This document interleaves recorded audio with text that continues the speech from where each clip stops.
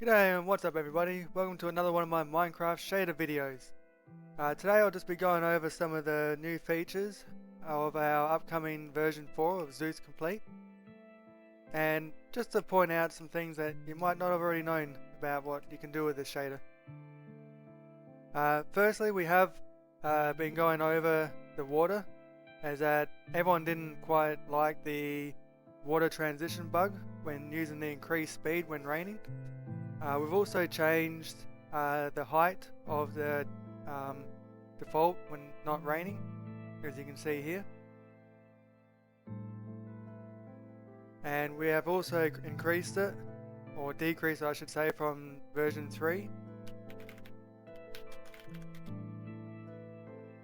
to a point where it's not too out of place, but at least you're able to see the changes that you've made. Obviously, this won't appeal to everyone, and the defines are still there, so you can go in and change them yourself.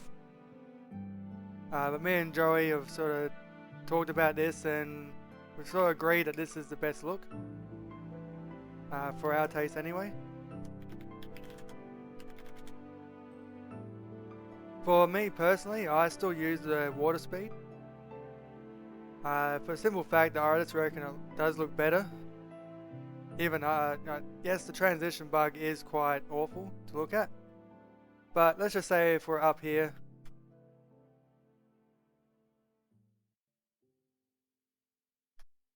and we were chopping down some trees and whatnot,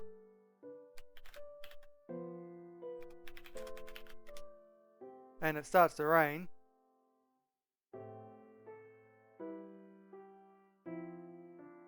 a lot of times you won't even notice that the bug is even taking place, and you'll just come back to this, nice increased water speed.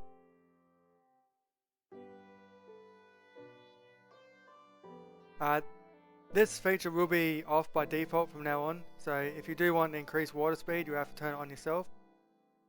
Because this shader is mainly for, the community to change how they see fit.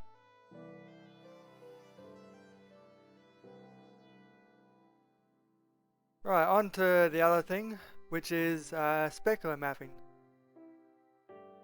Now, as you can see here, we're actually using a newer version that is from his 10.2 preview. And all these changes can be found in terrain.fsh when you enable specular. You'll notice underneath that there is old specular and new specular. Now, new specular will be on by default, simply because it is a better way of calculating specular mapping, in the sense that it is more performance optimized, is that it's about 10 frames quicker than the old specular, but you do need a supported texture pack for it to work properly. And these are quite rare to come by. Now if we go back to in the game, you'll notice that the specular isn't over everything, and is that it's sort of like in patches. And if we turn on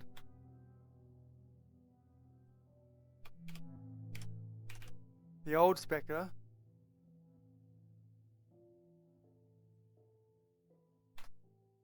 it is a lot more of a brighter shine, and it does cover a lot more.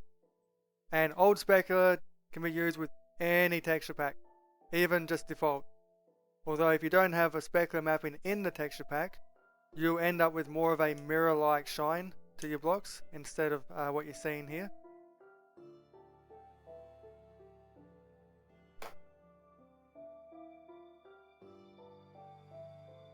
Like I said before, the reason why we're not using this one is because it is more performance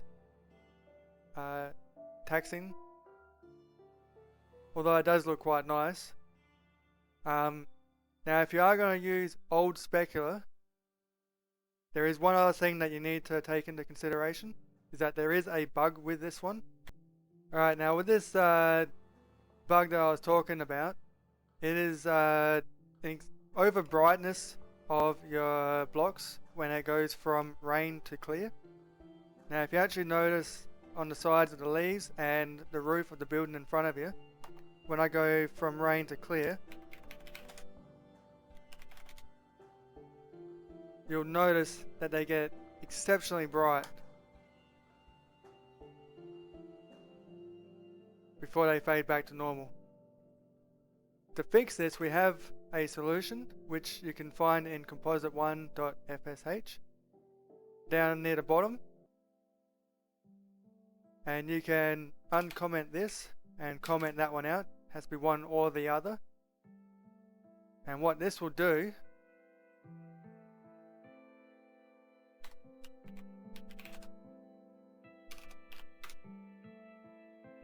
once everything gets all shiny from the rain, it will actually stop the over brightness from happening. Alright, so you can see everything's all wet and shiny. And we'll go to clear, and you notice that everything doesn't get ridiculously over bright. Although there is a sacrifice to this, and that is that there is no longer a sunspot in the water. So basically what's happening is you either choose the water sunspot or the better specular. Now if you're using the new specular, this bug is not a problem, and the water sunspot will be always on by default. And as you can see, the water sunspot is back. These are just some of the things I wanted to point out. Now the overshine of the blocks is mainly from the point of view where the sun is most of the time, as you can see on the ground. But the side of the building this time and the grass isn't overly bright. It's just where the sunspot comes in from.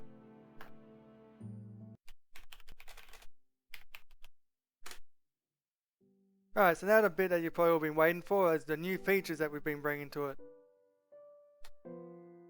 One is I've actually gone back in and we now have waving leaf shadows. Someone pointed out to me that our shader didn't actually have this, and I didn't actually realize it. So I've gone in and put that in for you. So much better now. I didn't, after someone pointed out and looking at it, it was terrible. The vines have always moved, but it's a bit more of a subtle movement.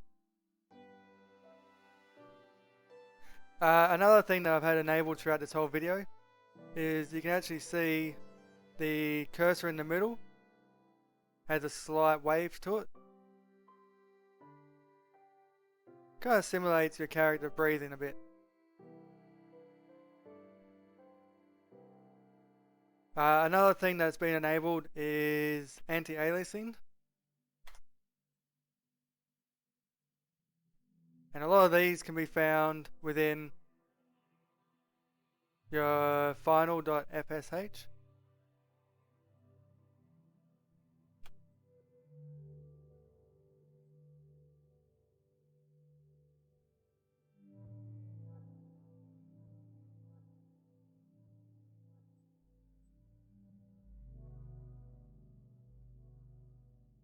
Now as you can see, this is with it on. Kind of just slightly blurs some of the textures.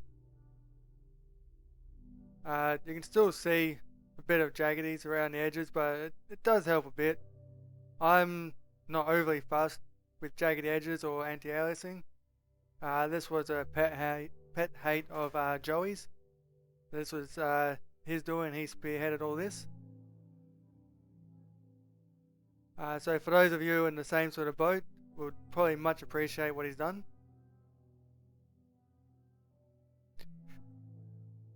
Now for the other thing that you've probably been waiting to see is the underwater refract, where everything sort of goes all wavy.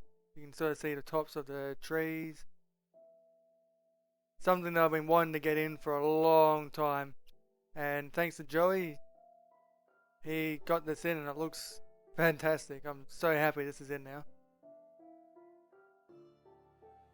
As that SEUS underwater was terrible. It was so bad. It was just so lacking.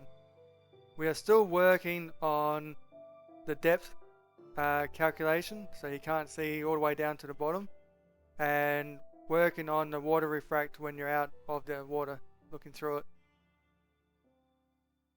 Now Joey promised that this would have been out on Friday, a preview version.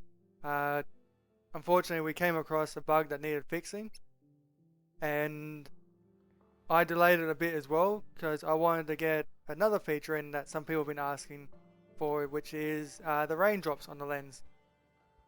And after spending all night on it, and with some help from Joey, we now have it in. It's still a little bit buggy. Gonna have to work on it a little bit. But you can kind of see it running down the screen on the blocks and that. Could still use a little bit of work. Obviously all these will be in final with define, so if you really don't like them you can turn them off.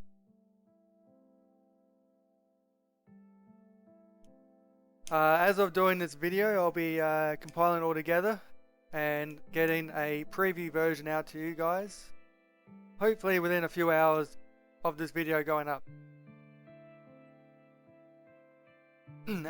It won't be a full release like we have with the previous ones, so this will be a single file, like a single version, which will basically have everything enabled. It's not really a ultra or a standard version, it will just be somewhere in between.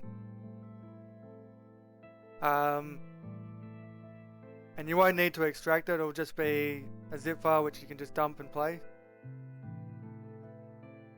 And the reason for the preview is that we want you to go through and find some of the bugs that might be present with these new features.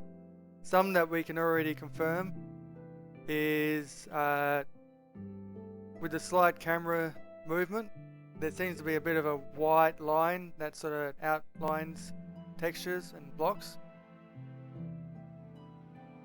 And when the water spots actually hit some of these blocks, you'll probably notice it even more so then. You can kind of see it on the corner of these blocks when they move. It's a bit of a white outline to them. Yeah, hopefully you guys are enjoying all this, and I'll catch you all next time. Bye bye.